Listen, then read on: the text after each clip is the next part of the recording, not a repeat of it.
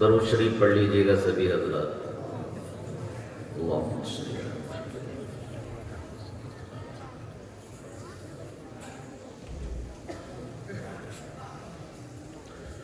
الحمد لله الذي هدانا لهذا وما كنا لنهتدي لولا أن هدانا الله وأشهد أن لا إله إلا الله وحده لا شريك له وأشهد أن محمدا عبده ورسوله أما بعد أعوذ بالله من الشيطان الرجيم بسم الله الرحمن الرحيم الف لام میم ذلك الكتاب لا ريب فيه هدى للمتقين صدق الله العظيم وقال النبي صلى الله عليه وسلم خيركم من تعلم القرآن وعلمه او كما قال علیہ الصلاۃ والسلام۔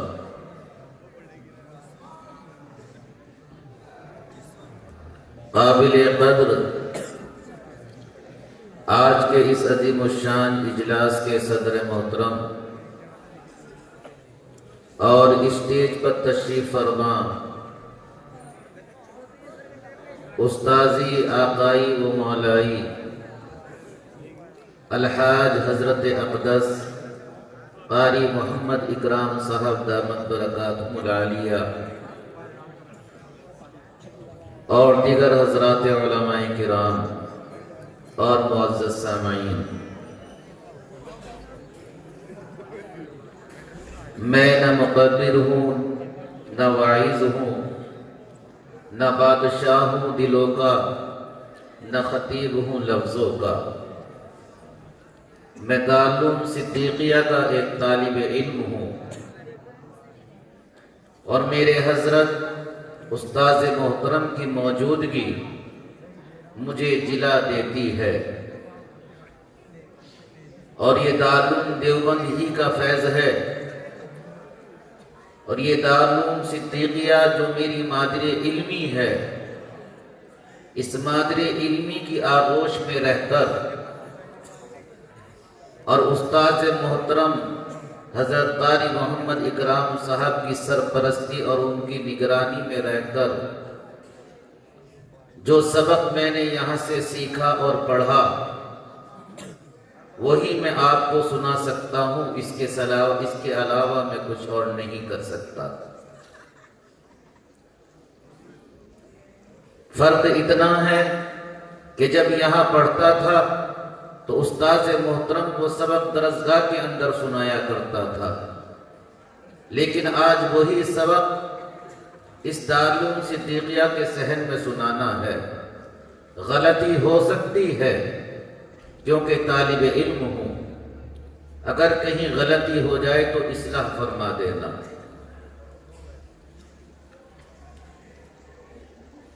دارالعلوم صدیقیہ یہ وہ ادارہ ہے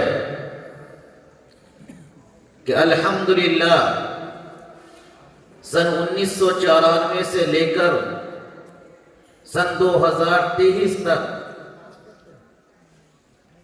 یہ سن 2023 چل رہا ہے، اس عرصے میں دارالعلوم صدیقیہ نے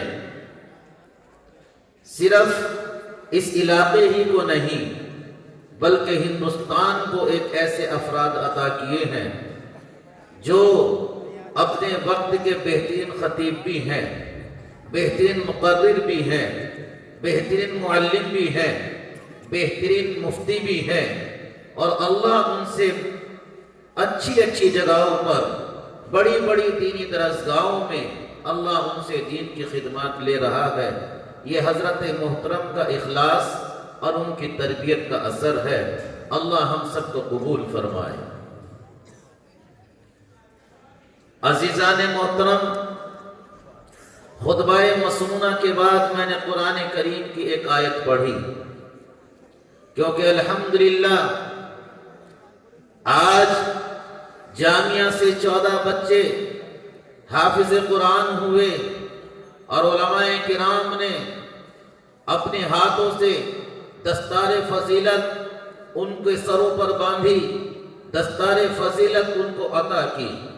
یہ دارالعلوم صدیقیہ کا فیض ہے اور دارالعلوم صدیقیہ کا طرۂ امتیاز ہے کہ سن 1994 سے لے کر سن 2023 تک اور انشاءاللہ قیامت تک یہ سلسلہ چلتا رہے گا کہ یہاں سے ہر سال حفاظ کی جماعت تیار ہوتی رہے گی، یہاں سے دین کے داعی، دین کے مبلغ، دین کے مفکر، یہ ایسی جماعت تیار ہوتی رہے گی کہ جو امت کے درمیان میں جاتے رہیں گے اور امت کے عقائد اور نظریات کی حفاظت کرتے کرتے دین کی خدمت کو انجام دیتے رہیں گے۔ زور سے کہیے گا انشاءاللہ۔ عزیزان محترم، میں نے آیت پڑھی الف لام میم ذالک الکتاب لا ریب فیہ۔ الف لام حروف مقطعات میں سے ہے۔ ذالک الکتاب لا ریب فیہ، اللہ قرآن مقدس کے اندر ارشاد فرماتا ہے یہ کتاب یعنی قرآن مجید لا ریب ہے، اس کتاب کا کوئی ثانی نہیں ہے، اس کتاب کا کوئی جواب نہیں ہے، اس کتاب کو کوئی زوال نہیں ہے، یہ کتاب بے مثال ہے، یہ کتاب لا جواب ہے، کیونکہ یہ کتاب لا ریب ہے، اس کا کوئی ثانی نہیں۔ ہدی للمتقین، اور اس میں ہدایت اللہ نے لکھی ہے متقیوں کے لیے۔ عزیزان محترم، قرآن کیا ہے؟ قرآن کیا ہے؟ اس کو سمجھیے گا۔ اللہ نے دوسری جگہ یہ ارشاد فرمایا نون والقلم وما یسطرون، نون حرف مقطعات میں سے ہے۔ آگے اللہ ارشاد فرماتا ہے والقلم وما یسطرون، اللہ کو سطرے لکھنی تھی اس لیے قلم بنایا۔ اللہ فرماتا ہے والقلم وما یسطرون، مجھے قسم ہے قلم کی اور لکھی گئی ان سطروں کی۔ تو اللہ کو سطرے لکھنی تھی، اس سے پہلے اللہ نے قلم کو بنایا تو پتہ یہ چلا کہ اللہ نے آدم کا قصہ بعد میں لکھا، حوا کا واقعہ بعد میں لکھا، حابیل اور قابیل کا فسانہ بعد میں لکھا، جنت اور دوزخ کی فضیلت بعد میں لکھی۔ سب سے پہلے یعنی کہ آدم کے بنانے سے 50,000 سال پہلے فاطمہ الزہرا کے ابا جناب محمد مصطفیٰ صلی اللہ علیہ وسلم کے لیے قرآن لکھا۔ اور یہ کتاب لا ریب ہے۔ عزیزان محترم، اس دنیا کے اندر بہت بڑے بڑے رائٹر گزرے ہیں اور قیامت تک آئیں گے، بڑے بڑے مصنف، بڑے بڑے مؤلف دنیا کے اندر آئے، بڑی بڑی ضخیم کتابیں انہوں نے لکھی، ترتیب دی۔ کتاب لکھنے کے بعد میں انہوں نے لکھا کہ انسان ہوں غلطی ہو سکتی ہے، انسان ہوں غلطی ہو سکتی ہے، بشر ہوں غلطی ہو سکتی ہے۔ کتاب پڑھنے کے بعد اگر کہیں کوئی غلطی نظر آئے تو نشاندہی کرنا احسان ہوگا، غلطی بتانے پر مشکور رہوں گا، غلطی بتانے پر یہ دنیا کے مصنفین کا طریقہ ہے، یہ دنیا کے مؤلفین کا طریقہ ہے، یہ دنیا کے بڑے بڑے رائٹروں کا طریقہ ہے کہ کتاب لکھنے کے بعد میں یہ کہتے ہیں، جملہ آپ کے حوالے کرتا ہوں عزیزان محترم، لیکن یہ رب کا وہ کلام ہے، یہ رب کا وہ کلام ہے جس کے بارے میں یہ کہا جاتا ہے کہ پڑھنا بعد میں ہے، پہلے عقیدہ بنا کہ یہ کتاب لا ریب ہے۔ پروردگار عالم، یہ قرآن لا ریب کب سے ہے؟ جواب آتا ہے کہ میں نے اس کو لوح محفوظ پہ منتقل کیا، یہ جب بھی لا ریب تھی، لوح محفوظ سے جبریل کے قلب اطہر پر اتارا، یہ جب بھی لا ریب تھی، جبریل کے ذریعے سے یہ محمد مصطفیٰ صلی اللہ علیہ وسلم تک پہنچائی، یہ جب بھی لا ریب تھی، محمد مصطفیٰ صلی اللہ علیہ وسلم کے قلب اطہر سے لب مبارک پر آئی، یہ جب بھی لا ریب تھی، لب مبارک سے یہ ابو بکر صدیق تک پہنچی یہ جب بھی لا ریب ہے، عمر فاروق تک پہنچی یہ جب بھی لا ریب ہے، عثمان غنی تک پہنچی یہ جب بھی لا ریب ہے، امی اور یہ معاویہ کے قلم پر پہنچی یہ جب بھی لا ریب ہے، یعنی کہ ذالک الکتاب لا ریب، کہ یہ وہ کتاب ہے جس کا کوئی ثانی نہیں ہے، جس کا کوئی جواب نہیں ہے۔ پروردگار عالم اس یہ قرآن جو ہے اس میں کیا ہے؟ آواز آتی ہے ھدی للناس، اس میں لوگوں کے لیے ہدایت ہے۔ پروردگار عالم یہ قرآن کس کے لیے ہے؟ فرمایا گیا للناس، یہ انسانوں کے لیے ہے۔ پروردگار عالم اس میں کیا ہے؟ تو اس میں کیا ہے؟ تو قرآن کہتا ہے ھدی للناس بینات من الہدی والفرقان، اس میں روشن دلیلیں ہیں، اس میں روشن دلیلیں ہیں، اور یہ کتاب وہ ہے کہ جو فرق واضح کر دیتی ہے، حق ایک طرف کر دیتی ہے، باطل ایک طرف کر دیتی ہے، سچ ایک طرف کر دیتی ہے، جھوٹ ایک طرف کر دیتی ہے، مومن ایک طرف کر دیتی ہے، منافق ایک طرف کر دیتی ہے۔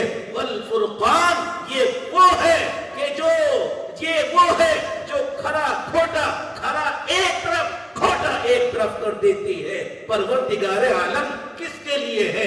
للناس، یہ انسانوں کے لیے ہے۔ حق فرمایا، حق۔ بات ذہن میں بیٹھ رہی ہے؟ مختصر سا وقت ہے میرے پاس میں۔ جی جی۔ اب انسان کیا ہے؟ انسان مرکب ہے دو چیزوں کا، یہ انسان مرکب ہے دو چیزوں کا، ایک جسم اور ایک روح۔ اللہ نے اس انسان کے جسم کو مٹی سے بنایا، اس انسان کے جسم کا خمیر اللہ نے مٹی سے تیار کیا۔ خمیر کو بنانے کے لیے اللہ نے پانی بھی شامل کیا، ہوا بھی شامل، آگ بھی شامل، ان چار عناصر سے جو ہے اللہ نے اس انسان کے جسم کو بنایا۔ تو پتہ یہ چلا عزیزان محترم، انسان کو اللہ نے عناصر اربع سے بنایا، مٹی اور ہوا اور پانی، ہوا اور پانی سے، آگ سے، ان چار عناصر سے اللہ نے مٹی کو، انسان کے جسم کو بنایا۔ انسان کا جسم مٹی سے بنا تو اس جسم کی غذا بھی اللہ نے جو ہے مٹی ہی کے اندر رکھی ہے کہ اب اگر تمہارے جسم کو بھوک لگتی ہے تو اناج اگائیے گا، زمین کے اوپر کھیتی کیجئے گا، اناج اگائیے گا اور اپنے جسم کی بھوک کو مٹائیے گا۔ تمہیں اگر پھل کھانے ہیں تو زمین پر پیڑ لگائیے گا، تمہیں اگر جو ہے وہ اور دوسری چیزیں یعنی اپنے جسم کی غذا کو تمہیں پورا کرنا ہے تو وہ تمام کی تمام غذائیں جو ہیں ان کا تعلق زمین سے ہے، چاہے وہ پھل ہو، چاہے وہ اناج ہو، چاہے وہ سبزیاں ہو۔ میرے محترم بزرگوں، دوستو، کیونکہ جسم کا تعلق مٹی سے اور مٹی ہی سے اس جسم کی غذا کو رکھا۔ دوسرا حصہ جو ہے وہ روح ہے، اللہ نے روح کو آسمانوں سے اتارا ہے، اس لیے روح کی غذا کو بھی جو ہے اللہ نے آسمان سے عطا کی ہے۔ اللہ نے آسمانوں سے جو ہے روح کی غذا کو نازل کیا ہے۔ وہ کیا ہے؟ اللہ کی عبادت ہے، ذکر اللہ ہے، قرآن کریم ہے، اور جتنا اللہ کا قرآن پڑھیں گے، جتنا اللہ کا ذکر کریں گے، جتنی اللہ کی عبادت کریں گے، روح کی بھوک جو ہے وہ مٹتی رہے گی۔ عزیزان محترم، گویا کہ پتہ یہ چلا کہ روح کی غذا آسمان سے ہے اور روح کا تعلق بھی آسمانوں سے ہے۔ اللہ نے عناصر اربع سے انسان کو بنایا۔ اس مصور اعظم کا کمال دیکھیے، توجہ میری طرف رکھیے گا عزیزان محترم۔ دنیا کا اگر کوئی مصور تصویر بناتا ہے، روشنی کا انتظام کرے گا اور سامنے جو تصویر بنانی ہے تصویر رکھے گا، اسے دیکھتا رہے گا اور بناتا رہے گا، اسے دیکھتا رہے گا، بناتا رہے گا۔ جب وہ تصویر مکمل ہو جائے گی تو پھر مکمل ہونے کے بعد میں کہے گا میں نے تصویر کو بنا دیا ہے، اس کو لیمینیشن کرا لینا، اس کو زیادہ ہوا نہ لگے، ہوا لگے گی تو خراب ہو جائے گی، اس کو پانی نہ لگے، اگر اس تصویر کو پانی لگا تو تصویر خراب ہو جائے گی، اس تصویر کے اوپر مٹی نہ لگے، گرد गुबार ना गिरे। अगर गर्द गुबार गिरेगी तो तस्वीर खराब हो जाएगी। इस तस्वीर को आग के पास ना ले जाना। आग की आंच लगेगी या आग तक पहुंचेगी तो तस्वीर खराब हो जाएगी। सुभान अल्लाह। दुनिया का राइट, दुनिया का मुसव्विर, दुनिया का आर्टिस्ट ये तस्वीर बनाता है, उजालों में बनाता है, रोशनियों में बनाता है, बनाने के बाद में हिफाजत के लिए भी कहता है कुर्बान जाइए उस खल्लाक आजम की मुसव्वरी के ऊपर। उसने तस्वीर बनाई अंधेरे में नहीं बल्कि अंधेरों में बनाई है। जुमला आप सुनिएगा, अंधेरे में नहीं बल्कि अंधेरों में बनाई है। माँ के पेट का अंधेरा, रहम का अंधेरा, झिल्ली का अंधेरा, तीन अंधेरों में अल्लाह ने इस तस्वीर को ऐसा बनाया, ऐसा बनाया, ऐसा बनाया। अजीजाने मोहतरम, जब ये इंसान दुनिया के अंदर आ जाता है, ये इंसान दुनिया के अंदर आ जाता है, अब साइंटिस्ट का जमाना है, नई नई टेक्निक आ गई है। अब कहा जा रहा है कि पहले कहा जाता था कि दस्तखत करिएगा जमीन की रजिस्ट्री आपके नाम हो जाएगी। अब कहा जाता है कि दस्तखत मोतबर नहीं है बल्कि आपको अंगूठा लगाना पड़ेगा। मेरे मोहतरम बुजुर्गों, दोस्तों, अल्लाह ने इंसान को ऐसा बनाया, हजरत आदम से लेकर और आज तक जितने भी इंसान दुनिया के अंदर आए हैं, कुरान कहता है बला कादिरीन अला अन नुसव्विय बनाना, कि अल्लाह ने हर आने वाले के अंगूठों की जो निशानियां हैं वो जुदा जुदा बना दी हैं, अलग-अलग करती हैं और इतनी अलग करती हैं कि किसी के भी एक दूसरे से मिल नहीं सकती है। ये इम्तियाज है परवरदिगार आलम का।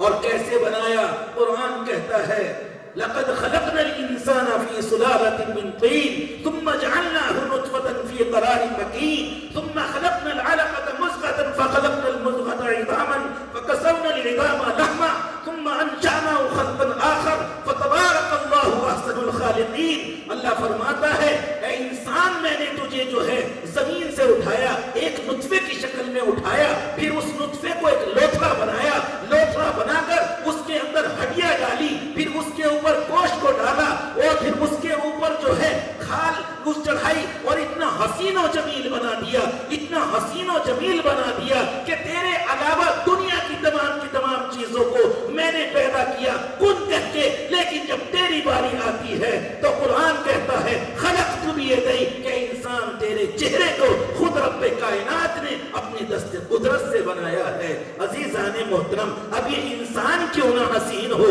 अब ये इंसान क्यों ना जमील हो, ये इंसान क्यों ना अशरफ हो, ये इंसान क्यों ना अफजल हो, ये इंसान क्यों ना अकमल हो, क्योंकि इसके चेहरे को बनाया है परवरदिगार आलम ने अपने दस्ते कुदरत से। अब बनाने के बाद में जिस्म के साथ इस इंसान को दुनिया के अंदर भेजा है। अब दुनिया क्या है मेरे मोहतरम बुजुर्गों, दोस्तों? बहुत से लोग कहते हैं कि दुनिया एक धोखा है, दुनिया एक शराब है, दुनिया ये है, दुनिया वो है। लेकिन मैं कुरान और हदीस की रोशनी में आपको बताता हूं कि दुनिया क्या है। दुनिया दारुल इम्तिहान है, दुनिया दारुल इम्तिहान है, दुनिया दारुल अमल है। दुनिया जो है वो दारुल इब्तला है, यानी दुनिया इम्तिहान की जगह है, दुनिया जो है वो अमल की जगह है, दुनिया जो है वो आजमाइश की जगह है। अजीजाने मोहतरम, इंसान दुनिया के अंदर आया, तवज्जो मेरी तरफ रखिएगा, इंसान दुनिया के अंदर आया, दुनिया दारुल इम्तिहान है।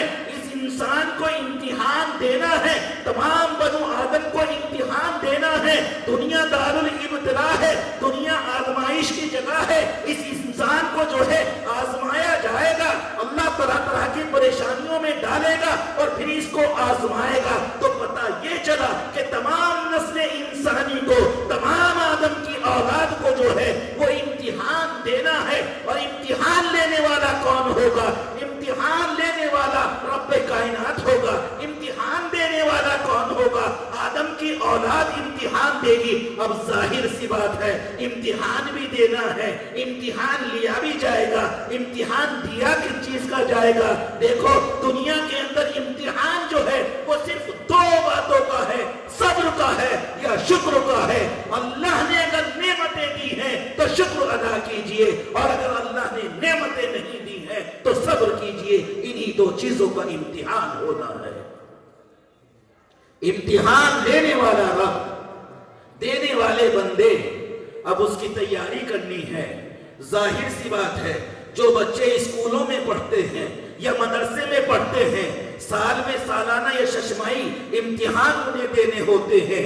امتحان ہونے سے 2 مہینہ پہلے یا 1 مہینہ پہلے اعلان نکل جاتا ہے، فلاں تاریخ میں امتحان ہوگا، لہذا سبھی طلبہ امتحان کی تیاری کریں۔ اب جو حفظ والے ہیں وہ اپنے پارے یاد کرنے میں لگ جاتے ہیں، جو مولویت پڑھنے والے ہیں وہ اپنی کتابوں کے اوپر محنت کرنا شروع کر دیتے ہیں، جو کالجوں میں پڑھنے والے ہیں ان کا جیسا بھی سلیبس ہوتا ہے اس کے اوپر وہ محنت کرنا شروع کر دیتے ہیں، جغرافی ہو یا بایولوجی ہو اس کے اوپر جو ہے وہ محنت کرنا شروع کر دیتے ہیں، کیونکہ امتحان ہونے والا ہے۔ امتحان کا طریقہ ایک اور یہ ہے عزیزان محترم، جب امتحان لیا جاتا ہے تو امتحان دینے والا بچہ یہ نہیں کہے گا میرا امتحان دینے کا طریقہ یہ ہوگا، سلیقہ یہ ہوگا، قرینہ یہ ہوگا، نہیں، بلکہ جو ممتحن ہوتا ہے، جو ایگزامینر ہوتا ہے وہ بتاتا ہے کہ امتحان اتنے گھنٹے کا ہوگا،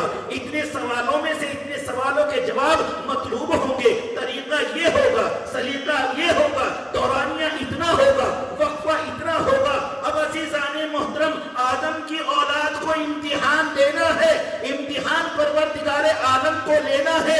اب اس امتحان کی تیاری کے لیے ایک نصاب کی بھی ضرورت ہے، ایک معلم کی بھی ضرورت ہے، ایک کورس کی بھی ضرورت ہے، ایک ٹیچر کی بھی ضرورت ہے۔ تو اللہ نے اپنے بندوں کے لیے قرآن کریم کو نازل فرمایا، یہ کتاب ان کا کورس ہے۔ محمد مصطفیٰ صلی اللہ علیہ وسلم ان پوری انسانیت کے لیے جو ہے معلم کائنات بن کر آئے۔ پتہ یہ چلا کہ کتاب جو ہے قرآن ہوگی، نصاب جو ہے قرآن ہوگا، معلم جو ہے وہ آمنہ کا دلارا، عبداللہ کا بیٹا، عبد المطلب کا پوتا، ابو طالب کا بھتیجا، جناب رسول خدا محمد مصطفیٰ صلی اللہ علیہ وسلم کی ذات باری ہوگی، ذات اقدس ہوگی جناب رسول اللہ صلی اللہ علیہ وسلم کی۔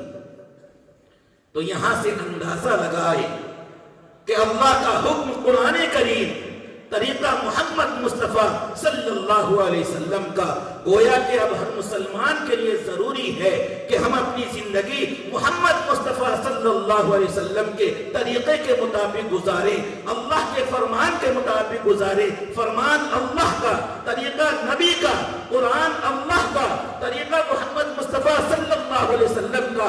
اگر ہمارے پاس میں محمد مصطفیٰ صلی اللہ علیہ وسلم کا طریقہ، جس کو قرآن کہتا ہے لقد کان لکم فی رسول اللہ اسوۃ حسنہ، کہ لوگوں اگر دنیا میں تم بہترین زندگی گزارنا چاہتے ہو تو تمہارے نبی کا طریقہ تمہارے پاس موجود ہے، اپنے نبی کے طریقے کے مطابق زندگی گزارو۔ اگر نبی کا طریقہ تمہارے پاس میں ہوگا تو تمہاری دنیا بھی آباد ہے، تمہاری آخرت بھی آباد ہے۔ نبی کا طریقہ تمہارے پاس میں ہوگا، تمہاری دنیا بھی کامیاب ہے، تمہاری آخرت بھی کامیاب ہے۔ اگر نبی کا طریقہ تمہارے پاس میں نہ ہوا تو میرے محترم بزرگوں، دوستو، یاد رکھنا دنیا بھی تباہ ہو گئی اور آخرت بھی برباد ہو گئی۔ اکبر بادشاہ ایک رات سوتا ہے اپنے شاہی بستر پر، خواب دیکھتا ہے۔ خواب میں کیا دیکھ رہا ہے؟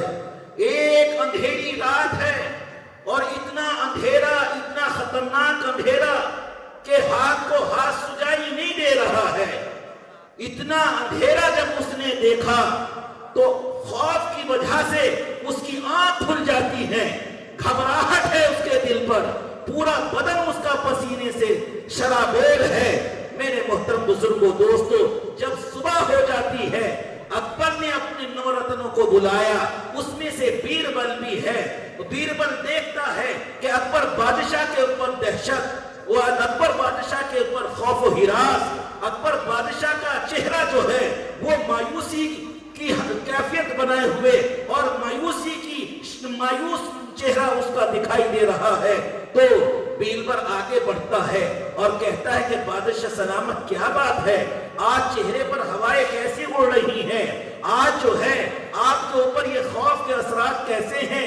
آج آپ کے چہرے سے یہ کیسے اثرات محسوس ہو رہے ہیں؟ سنو میرے محترم بزرگوں دوستو، اب اکبر بادشاہ اپنا خواب ذکر کرتا ہے، کہتا ہے کہ بیربل میں کیا بتاؤں، رات جب میں اپنے شاہی بستر پر پہنچ جاتا ہوں، میں سو گیا، اچانک میں نے ایک خواب دیکھا۔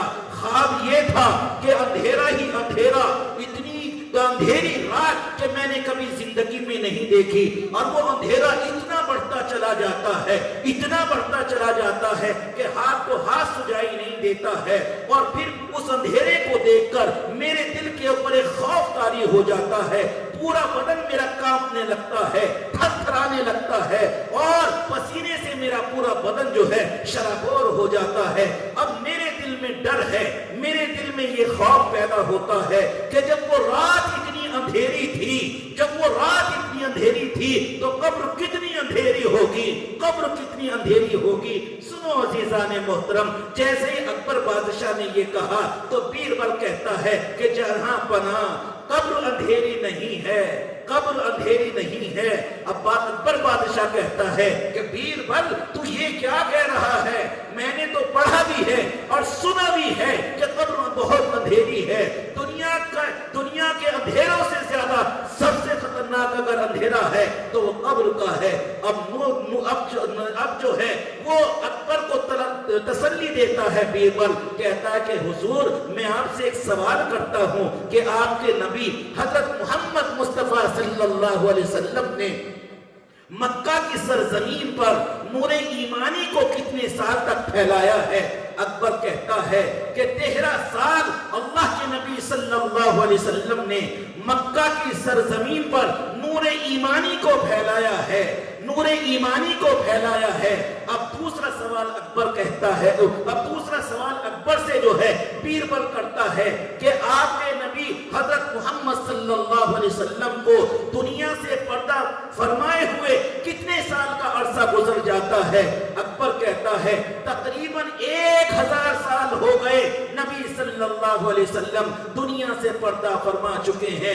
اب اکبر نے جب یہ کہا تو بیربل کہتا ہے کہ جہاں پناہ 13 سال نبی نے مکہ کی سرزمین پر نور ایمانی کو پھیلایا، نور ایمانی کو پھیلانے کے لیے محنت کی، تو آج اللہ نے وہ 23 سال کی محنت کا وہ نور ایمانی دنیا کے ہر 4 کونے کے اندر جو ہے پھیلا دیا ہے۔ یہ زمین، یہ سورج، یہ چاند اسی نور سے روشنی حاصل کر رہے ہیں۔ سورج اپنے وقت پر نکل رہا ہے، چاند اپنے وقت پر نکل رہا ہے، گویا کہ پوری دنیا اگر روشن ہے تو محمد مصطفیٰ صلی اللہ علیہ وسلم کی وہ 23 سالہ محنت جس کو نور ایمانی کہا جاتا ہے اس سے وہ روشنی حاصل کر رہا ہے۔ تو جب 23 سال کی مدت کا، 23 سال کی خدمت کا یہ اثر ہے کہ پوری دنیا نور محمدی سے جگمگا رہی ہے، تو اب جب نبی زمین کے نیچے چلے گئے تو کیا یہ زمین جو ہے نبی صلی اللہ علیہ وسلم کے انوارات سے جگمگا نہیں رہی ہوگی؟ کیا نبی صلی اللہ علیہ وسلم کے انوار و برکات سے زمین منور نہیں ہو گئی ہوگی؟ یقیناً ہو گئی ہوگی۔ اکبر نے جب یہ سنا اپنے وزیر سے تو خوش ہو گیا۔ میرے محترم بزرگوں دوستو، کہنے کی بات یہ ہے کہ ہمارا نبی وہ نبی ہے کہ جس کی تعریف جو ہے غیروں نے بھی کی ہے، جس سے محبت جو ہے غیروں نے بھی کی ہے، جس کی محبت کا عکس جو ہے غیروں نے بھی اپنے اشعار میں لیا ہے، اور نبی صلی اللہ علیہ وسلم کی شان میں انہوں نے قصیدے بھی لکھے ہیں، نعتیں بھی لکھی ہیں۔ تو جب غیروں کا عقیدہ اور غیروں کی عقیدت اور محبت میرے نبی صلی اللہ علیہ وسلم سے یہ ہے تو مسلمانوں بتاؤ آپ کی عقیدت کتنی ہونی چاہیے؟ آپ کا عقیدہ محمد صلی اللہ علیہ وسلم کی ذات سے کیسا ہونا چاہیے؟ نبی صلی اللہ علیہ وسلم کی سنت سے، نبی صلی اللہ علیہ وسلم کے طریقے سے، نبی صلی اللہ علیہ وسلم کے اخلاق سے، نبی صلی اللہ علیہ وسلم کے کردار سے کتنی محبت ہونی چاہیے، اور اس کو اپنی زندگی میں داخل کر کے کس طرح سے عمل کرنا چاہیے؟ میرے محترم بزرگوں دوستو، بتاؤ یہ ہمارے لیے ضروری ہے یا نہیں؟ ایک واقعہ سنا کر اپنی بات کو تمام کروں گا کیونکہ وقت اجازت نہیں دیتا کہ بات کو اور طویل کیا جائے۔ اللہ کے نبی صلی اللہ علیہ وسلم مکہ میں ہیں، مکی زندگی کا واقعہ ہے۔ آپ صلی اللہ علیہ وسلم مکہ کی ایک گلی سے گزر رہے تھے، اچانک کسی کے رونے کی آواز آئی۔ آواز بھی ایسی رونے کی تھی جس کے اندر سوز تھا، جس کے اندر ایک فریاد تھی، جس کے اندر ایک دکھ تھا کہ جو دل کو تڑپا دینے والی۔ میرے نبی صلی اللہ علیہ وسلم نے جب اس آواز کو سنا تو اس طرف چلنے لگے۔ دیکھتے ہیں کہ ایک گھر ہے، اس میں ایک نوجوان ہے جو کالا کلوٹا ہے، ایک ہاتھ سے چکی چلا رہا ہے، دوسرے ہاتھ سے چکی میں دانا ڈال رہا ہے، چکی چلاتا بھی ہے اور دوسرے ہاتھ سے دانا بھی ڈالتا ہے، رو بھی رہا ہے، اور رونا اس کا ایسا ہے کہ آنکھوں کے ساتھ میں اس کا دل بھی رو رہا ہے۔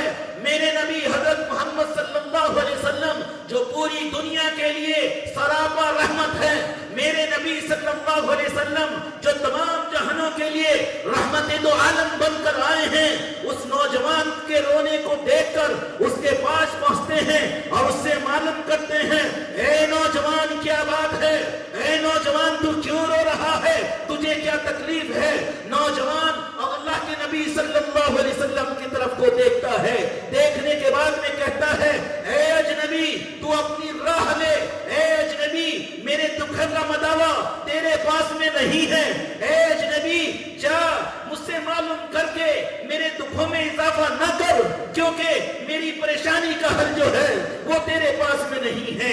عزیزان محترم، میرے آقا حضرت محمد مصطفیٰ صلی اللہ علیہ وسلم کہتے ہیں، اے نوجوان بتا تو صحیح تجھے کیا پریشانی ہے، اے نوجوان بتا تو صحیح تجھے کیا پریشانی ہے۔ وہ نوجوان کہتا ہے کہ جب تجھے مجھے مجبور کر ہی رہا ہے تو سن کہ پہلی تو پریشانی یہ ہے کہ میں ایک غلام ہوں، دوسری پریشانی یہ ہے کہ میرا جو آقا ہے جس کا میں غلام ہوں وہ نہایت ہی ظالم ہے، نہایت ہی جابر ہے، ذرا ذرا سی بات پر میرے اوپر کوڑے برساتا ہے، اور دوسری بات یہ ہے کہ کئی دن سے میں بیمار ہوں، میرے اس آقا کو میری بیماری کا احساس نہیں ہے۔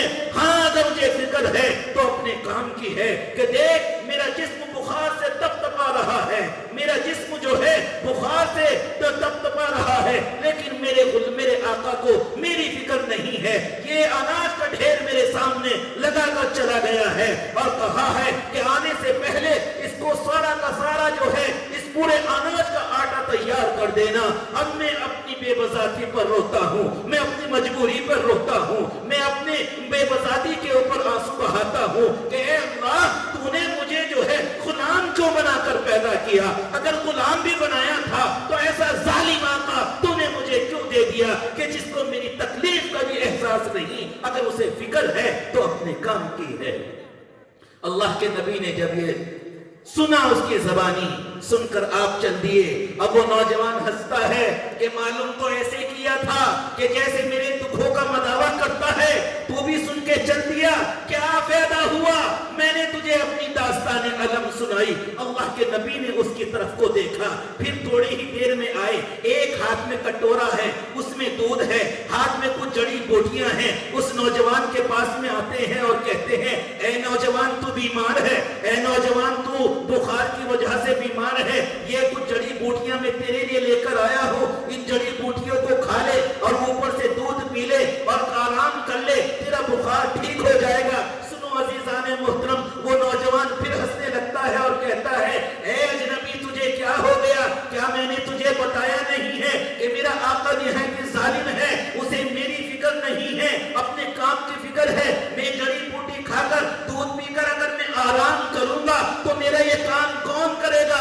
آقا فرماتے ہیں کہ جڑی بوٹی کھا، اس کے اوپر دودھ پی، آرام تو کر اور تیرا کام میں کرتا رہوں گا۔ سنو عزیزان محترم، 3 دن تک میرے آقا اس نوجوان کی کالے کلوٹے کی جو ہے اسی طریقے سے خدمت کرتے رہے۔ جب اس کی طبیعت ٹھیک ہو جاتی ہے، وہ بالکل صحت یاب ہو جاتا ہے، تو وہ کہتا ہے، اے اجنبی تو کون ہے؟ تو نے مجھے اپنا نام بھی نہیں بتایا۔ اے اجنبی تو اس طریقے سے میری خدمت کر رہا ہے اور تو نے یہ بھی نہیں بتایا کہ تیرا مقصد کیا ہے، تیرا نام کیا ہے۔ سنو، جب اس نوجوان نے نبی سے اصرار کیا کہ بتا کیا ہے؟ تو نبی کہتے ہیں کہ میرا نام محمد ہے۔ جیسے ہی آپ نے کہا کہ میرا نام محمد ہے، وہ نوجوان کھڑا ہو جاتا ہے، کیا تم وہی محمد ہو جو مکہ کے اندر کہتے ہو کہ مجھے اللہ نے تمہارے درمیان رسول بنا کر بھیجا ہے، مجھے اللہ نے تمہارے درمیان نبی بنا کر بھیجا ہے؟ نبی کہتے ہیں کہ ہاں ہاں میں وہی ہوں، ہاں ہاں مجھے اللہ نے رسول بنا کر بھیجا ہے، ہاں ہاں مجھے اللہ نے جو ہے نبی بنا کر بھیجا ہے۔ وہ نوجوان کہتا ہے اے محمد، جس دین کی تو تبلیغ کر رہا ہے وہ دین سچا، اے محمد میں تیری نبوت اور رسالت کے اوپر ایمان لے کر آیا ہوں، کیونکہ میں تیرے اخلاق سے متاثر ہو گیا ہوں۔ نبی نے اس کو کلمہ پڑھایا، پھر وہ جو ہے اسلام میں داخل ہو جاتا ہے۔ عزیزان محترم، آپ کو معلوم ہے وہ کالا کلوٹا نوجوان کون تھا؟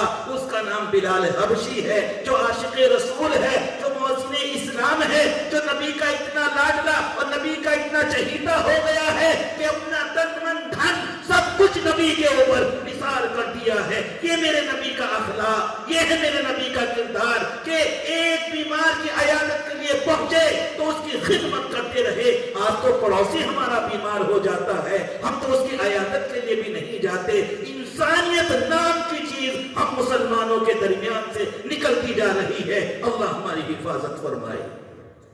میرے محترم بزرگوں، دوستو، انسانیت اپنے اندر لاؤ، بھوکوں کو کھانا کھلاؤ، ننگوں کو کپڑا پہناؤ، پیاسوں کو پانی پلاؤ، دکھ اور دکھیاروں کے دکھ میں شامل ہو جاؤ، کمزوروں کا جو ہے ہاتھ بٹھاؤ۔